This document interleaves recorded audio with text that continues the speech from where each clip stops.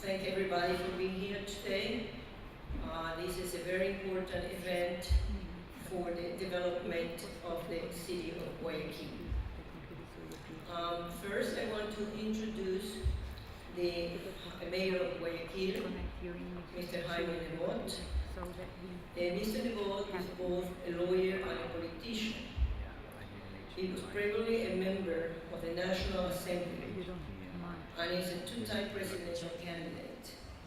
With a proven record of service to popular causes for the past 11 years, he has been mayor of Guayaquil, the economic capital of Ecuador, and manager of a great social, urban, and touristic revival, thanks to the integral program of urban generation, training, social action, environmental, cultural, health, and education, turning his management of the city into a paradigm of development and social equity for Latin America, thereby deserving consequently the model of government award from the United Nations.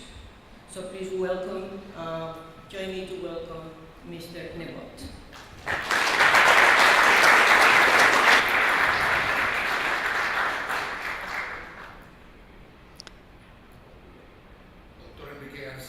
Dr. Henry Garcia, President of Corporation of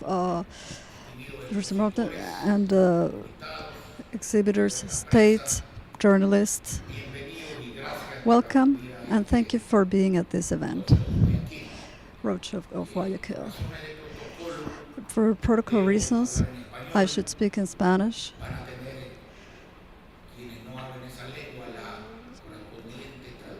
There is a simultaneous interpretation for people who don't speak Spanish. At the time of questions and answers, you may ask your questions in English, and I will answer in Spanish, and the answers will be translated.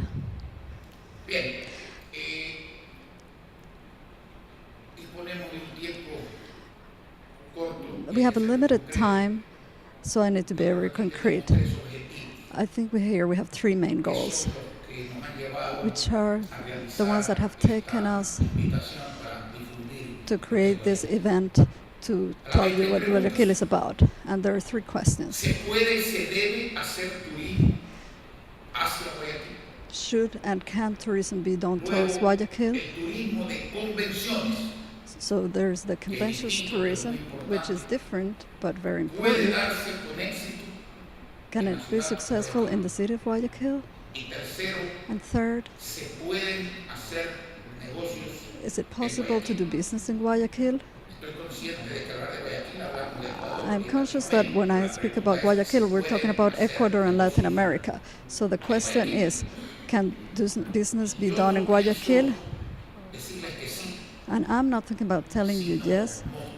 I actually want to demonstrate why you can reasonably arrive to the conclusion that these three questions have a positive answer. Briefly,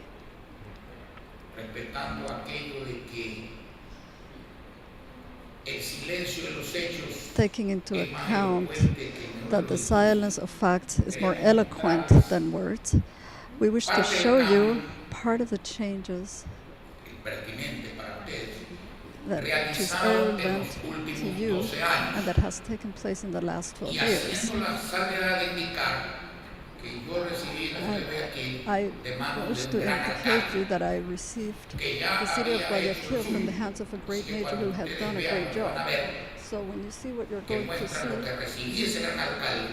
see what I received from that major and the president, and you may be able to imagine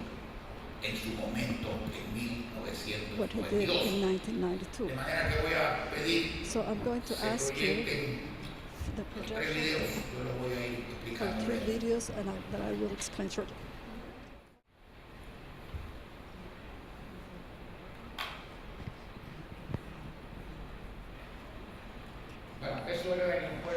So that's what the International Airport of Guayaquil used to be, and this is what it is now.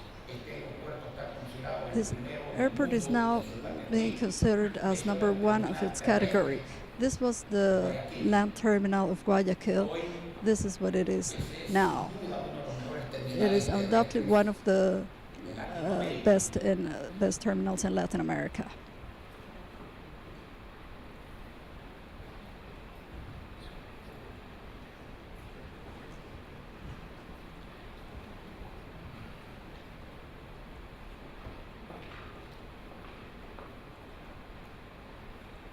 So it's before and now. It's before. Public transportation now. That was traffic before massive train transport. So this has changed, and we're going to be finishing this project towards the end of this year, Metrovia project.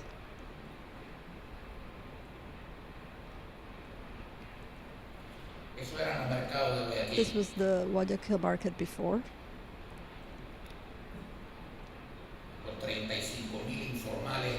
With 35 informal vendors.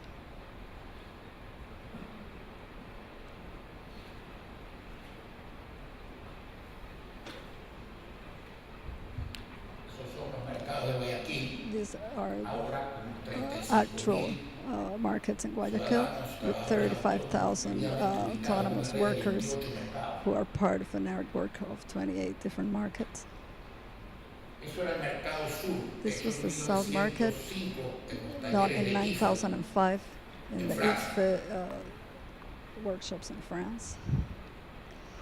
This is what it is now. This is now an ecological site in the city of Guayaquil.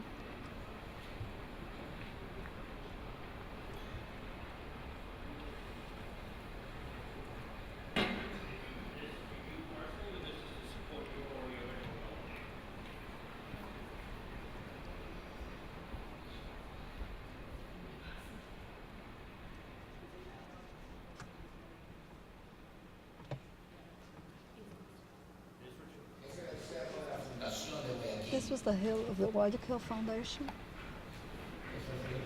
This is what it is today, called Santa Ana Hill. And it is a #1 category as a world patrimony. These were the old brewery installations. And this is the replacement of Santa Ana Port that has contributed to the development of the city. This was the Malecón of Salado. This is what it is today.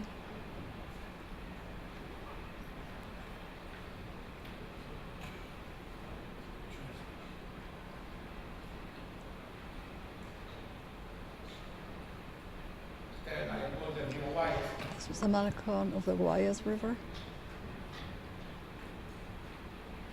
This is what it is today.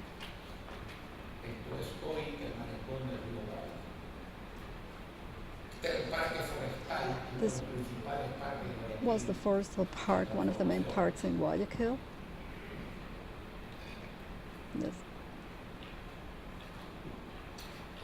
This is what used to be La Fragata Cooperative, which was converted into this popular park, a theme park for children. Puerto Hondo was also converted into a national touristic place. This is a La Playita sector, or was La Playita sector. And this is what it is now.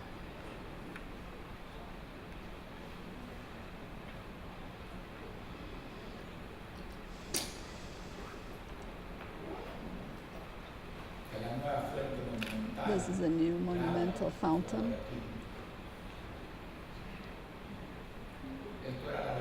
This used to be the 9th of October Avenue in October, main avenue in Principal. This is what it is now.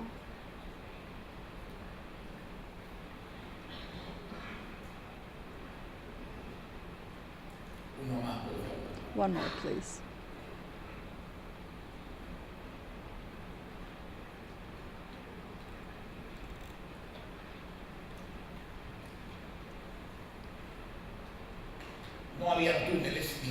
There were no tunnels, and there are 2 now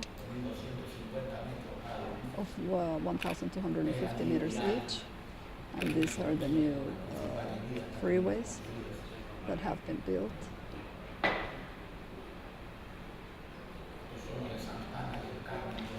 These are the Santana and their Carmen Hills.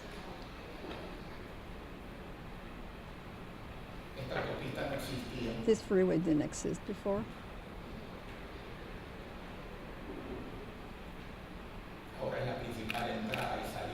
Now it's the main entrance to the city of Guayaquil. This is one of the big avenues of the city, and the entrance to the coast and the bay.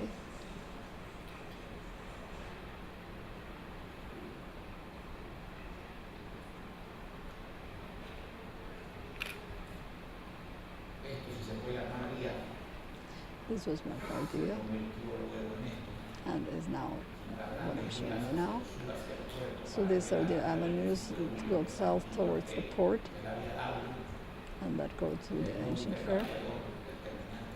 And this is the new terminal that will be finished around the end of October. It is traditional that politicians talk a lot. So I prefer not to talk but show what we have done. That cannot be questioned because it is reality.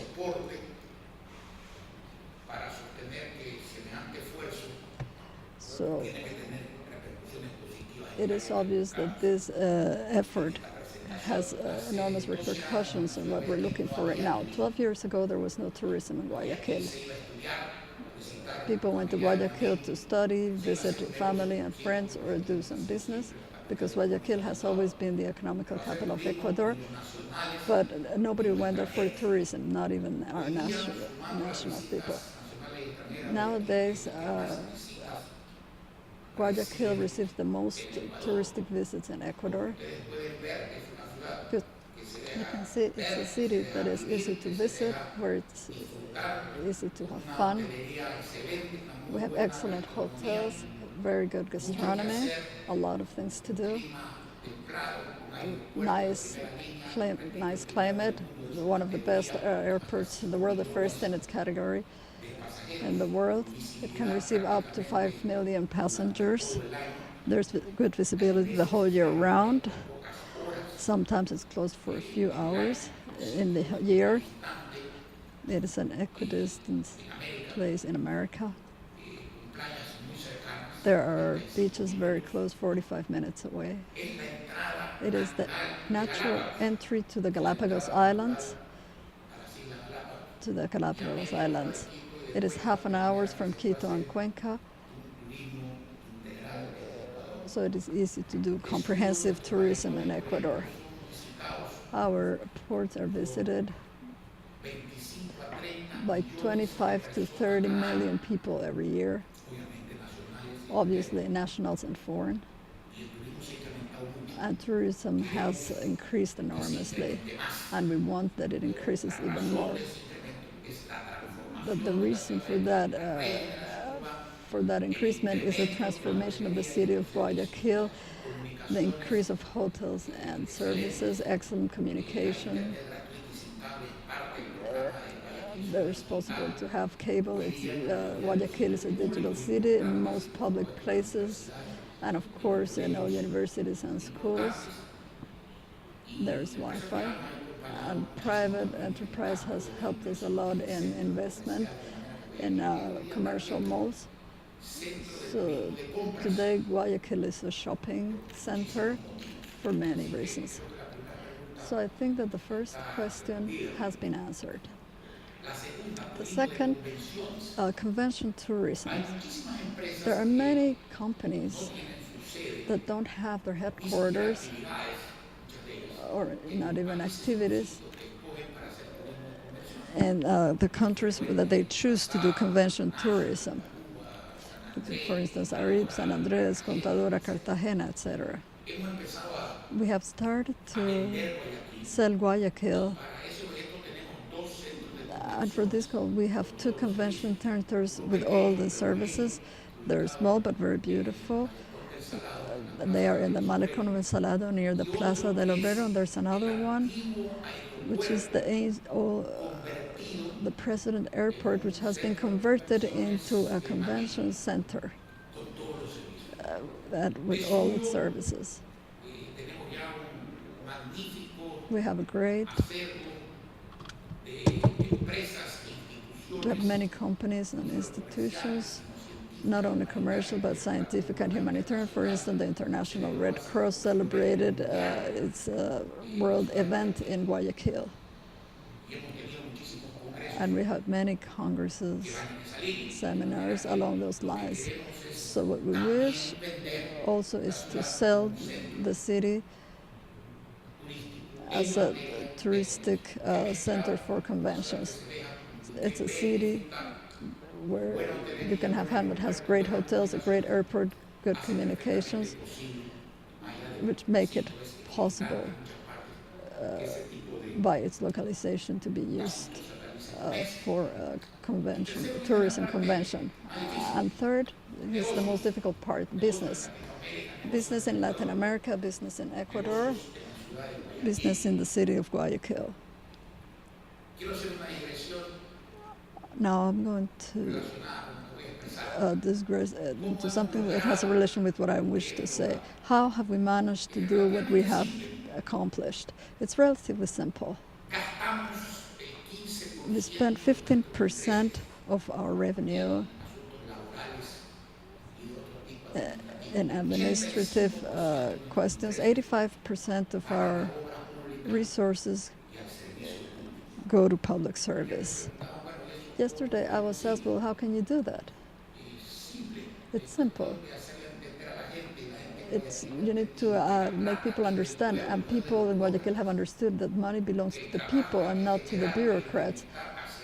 And the work and the well-being has to go towards the citizens and not towards the people who work for the states. And if it is necessary to fight with someone, it is necessary to fight that bureaucracy and not with the citizens. And that has been our guiding line. Our revenues have grown 5 times in 12 years. And we have less employees than we did 12 years ago.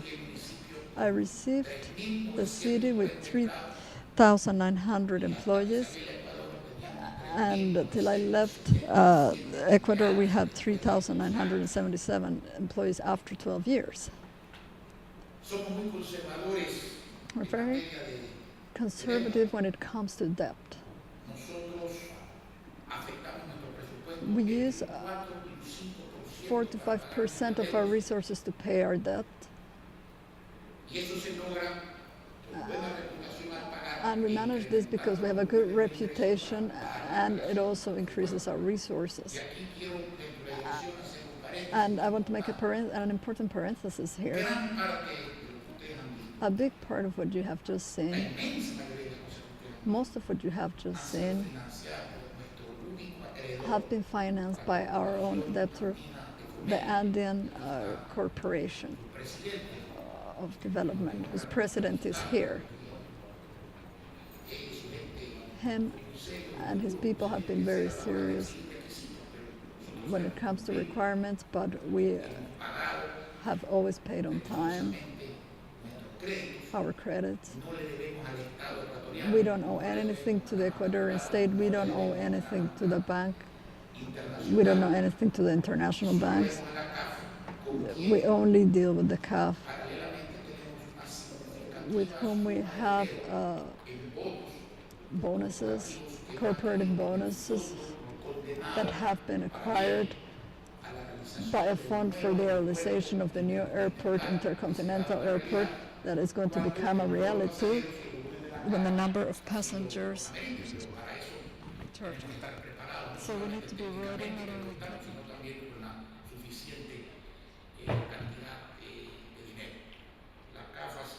funds. The CAF has been key in this development. They have a great vision and work very fast.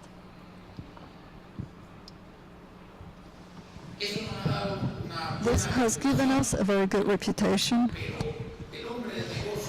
but the businessman sees the world, has a world vision, and sees the particular vision. The global vision, you know it better than I. Somebody was talking about security. I think at this point there's no security anywhere in the world. That's the that's the truth. We need to say two things about Latin America which are very important, that are very important for companies and investors. First, Latin America is the only continent that is really actually lowering its debt for real. There's no political analysis or anything else like that. It is being done. And second, the investment gain that can be gotten in Latin America is almost impossible to obtain in Europe or the United States. Where it's fine, but in another sense. Really? Beyond these commentaries, if we look at the history, and I'm going to talk about Ecuador and I'm going to talk about Guayaquil in particular,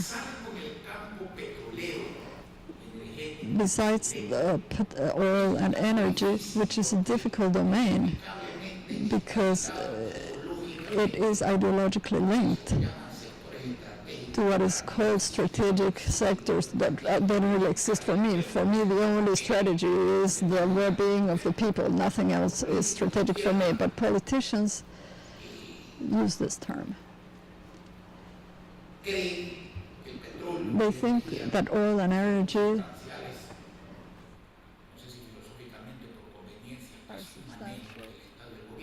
to the managing of government. So I see there's a problem there. But in all the other activities, there are companies, hundreds of companies, American, European,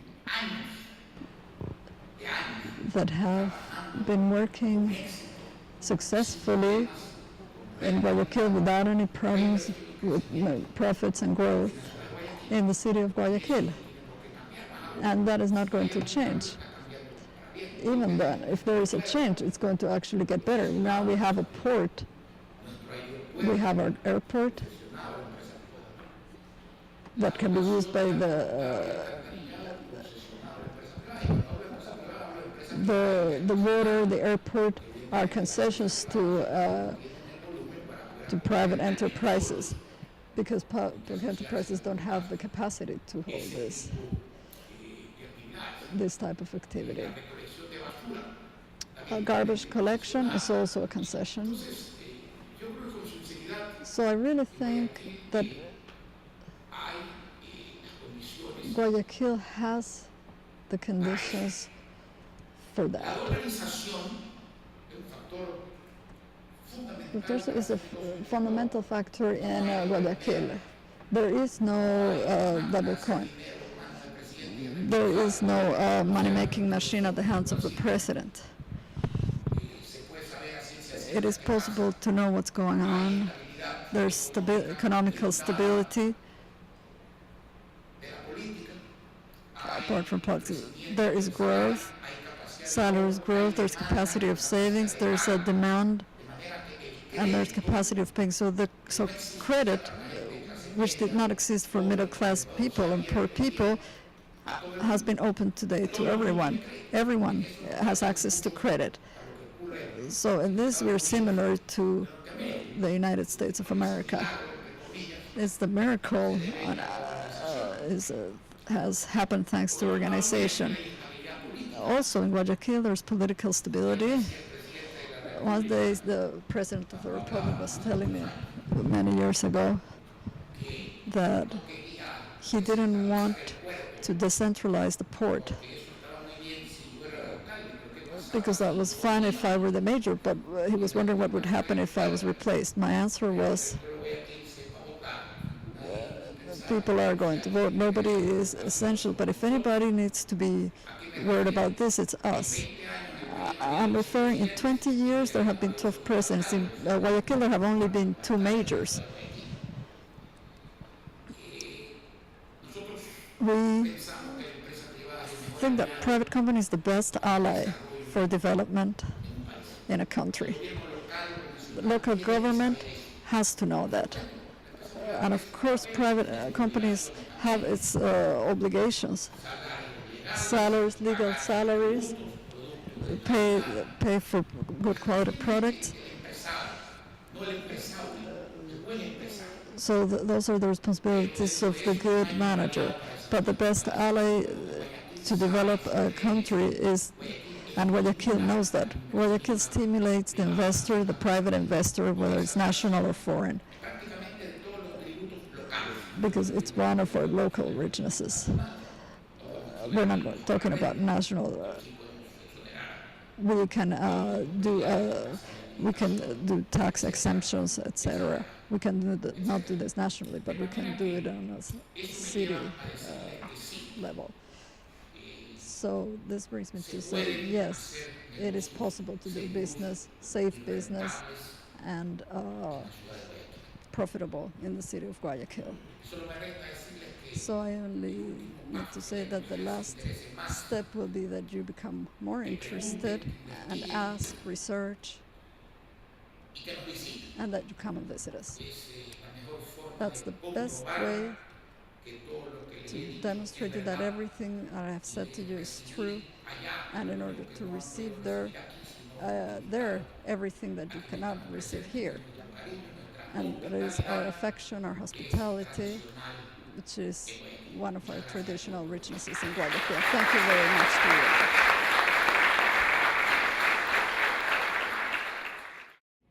We are open for questions for the mayor of Guayaquil. Could you please identify yourself and also the institution that you represent? Sorry.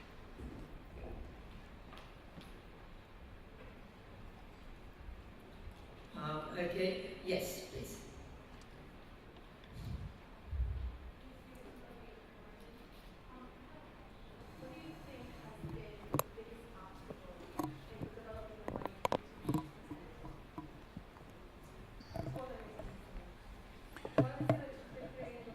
No, I understand, no problem. I'm just thinking.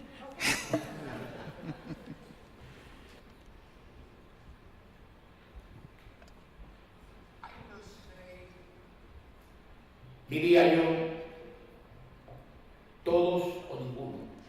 All or nothing. It is like in life. There are difficulties every day, and the problem is to have things clear and to have the decision to implement that in which you believe. We are very strict in our administration system. We spend little, invest a lot, owe only what's necessary, pay what we owe. Legal security, trust, stimulus, alliance with the private companies. Foreign investment is welcome. We are very strict with the legal questions, and have decided to fight all the obstacles, not because we have only the truth, but because in 5 different occasions the people of Guayaquil have voted for that model. We got 70% of the votes at each election. That's what the people have chosen. Minorities have all the rights of majorities except the one of governing. That corresponds to the one who won democratically. And if 70% of the people are happy with that model, that's the model that is implemented. So there are no difficulties. Everyday difficulties, all the normal ones. But difficulties are present in all activities, and we don't see them as obstacles that stop us. but as steps in order to go up the stair of progress. Yes, my name is Tom Cavella from Research Base. I'm interested in the informal sector. You mentioned that you had a market and had 35,000 informal sector people that were moved into another building that was very, very nicely done. Are those now tax-paying businesses? Have you been able to reduce the informal sector in Ecuador? Is that a process that you're working on? Bueno, No lo hemos cambiado a un edificio. Okay, we haven't changed them to another building. 27 We changed them to 27 different markets and malls, Plaza de mercadeo, different marketplaces, all service kiosks. In that way, Guayaquil is a model of order. But of course, that has the collateral effect you mentioned. Formalizar la informalidad. To formalize what's informal is a big business for the cities. Y gran parte de nuestro And a big part of our growth is due to having amplified the tax contributors instead of increasing taxes in order to make it more difficult for the more powerful private sector. We think that cities and states obviously need to live from taxes, but it should be a fair taxation that allows development and profit for businesses. And that's what we apply in Guayaquil. Our tax is maybe the lowest in Ecuador. It's not our only resource, it's the growth of the city that has made our real resource. And the rest that, of course, we collect through the central state. They don't belong to the central state, but we collect them through the central state. So this has allowed us, as I said before, to grow 5 times more in 12 years without over taxation. So it's just formalizing and making taxpayers out of people who were not taxpayers before. We are going to continue. The mayor is going to be ready to answer more questions after we finish